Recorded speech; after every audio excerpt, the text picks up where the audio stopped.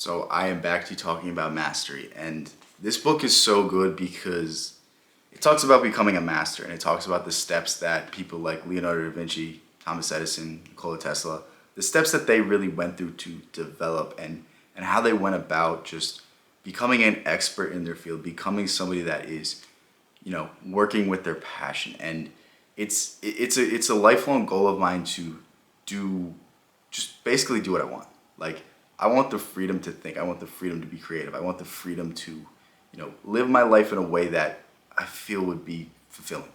And it's something that you can't really say to most people because there's not a career path for this. There's not a school course for this. Your guidance counselor can't tell you how to do this, but this book can.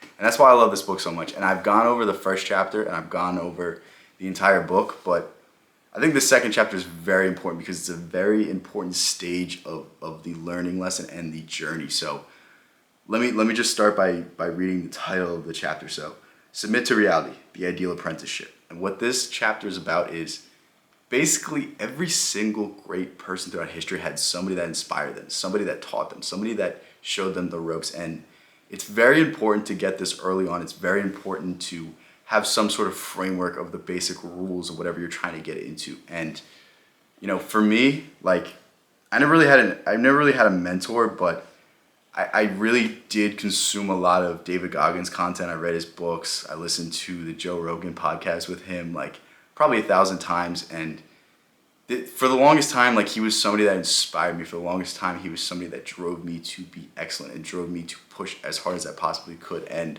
that's something I'm eternally grateful for. But I've also gone on to, like, once I started this channel, I looked at people who had similar channels and were doing similar things. And then I started to emulate some of the things they did. I started to look at how they structured the videos, how they did this, how they did that. And I started to learn the ropes. I started to learn the things that, basically got them successful. And once I did that, I started to branch out because most people, they have their niches, they have their interests, they have the things that they will consistently talk about. And for the longest time on my other channel, I was talking about things I wasn't necessarily interested in. I was talking about things that really didn't drive me, that really didn't inspire me, that didn't, give me a sense of purpose and a sense of meaning. And for the longest time, I feel like the channel suffered because of that. But now I feel like I'm stepping out on my own. I'm stepping out of this path. I'm stepping out of the shadow of the master. And that's what this chapter is all about. This chapter is all about getting a mentor, getting somebody that inspires you, learning from them, and starting to experiment, starting to get out on your own, starting to do the things that will set you apart from your mentor. Because it's good to learn from somebody, but we need to be the next generation that builds upon the expert. Like, look at Larry Bird's game. Larry Bird was a great shooter, but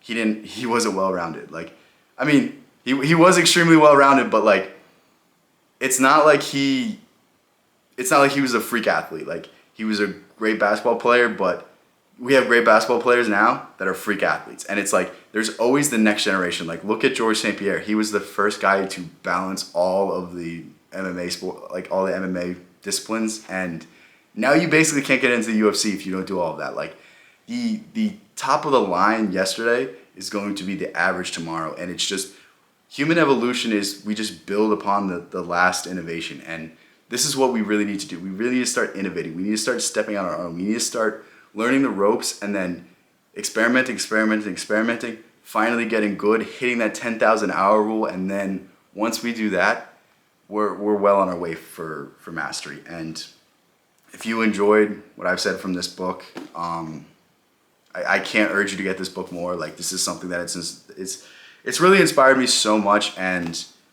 like, I like the 48 Laws of Power, but I like this book much more. And I genuinely think this is Robert Greene's best book. So I will leave a link in the description to this. Click that if you want to support the channel. It really helps out every single one of you that buys the books from the link. That means the world to me. So yeah, catch you in the next one. Thank you for making it this far, and stick around, more to come.